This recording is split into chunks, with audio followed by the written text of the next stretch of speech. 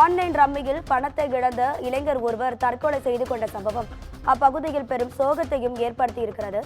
தீயணைப்புத்துறை வீரர் கருப்பசாமி என்பவர் 17 லட்சத்தை இழந்த நிலையில் ரயில் முன் பாய்ந்து தற்கொலை செய்து கொண்டிருக்கிறார்.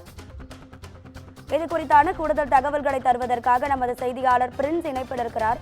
பிரின்ஸ் வணக்கம், உங்க விரிவான தகவல்களை சொல்லுங்க.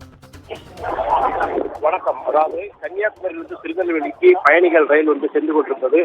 இரவு 7:30 மணி அளவில் இந்த ரயில் நாகர்கோவிலை அடுத்த ஆரல்வாய்மொழி பகுதியில் உள்ள குமரன்புதூர் பகுதிக்கு சென்றபோது திடீரென ரயிலின் குறுக்கே இளைஞர் ஒருவர் பாய்ந்து தற்கொலை செய்துள்ளார். இது குறித்து நாகர்கோவில் ரயில்வே போலீசாருக்கு தகவல் கொடுக்கப்பட்டது.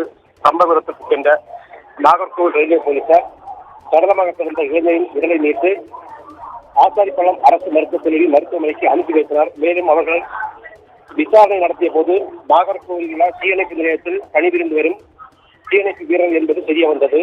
இதையடுத்து தீயணைப்பு துறை தகவல் கொடுக்கப்பட்டது.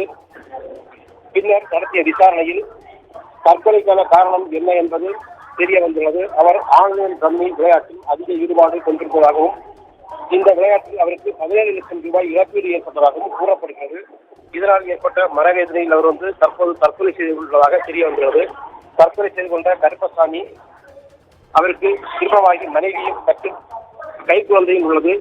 இந்த நிலையில் இது குறித்து தொடர்ந்து நாகர்கோவில் ரயில்வே போலீசார் விசாரணை மேற்கொண்டு வருகிறார்கள்.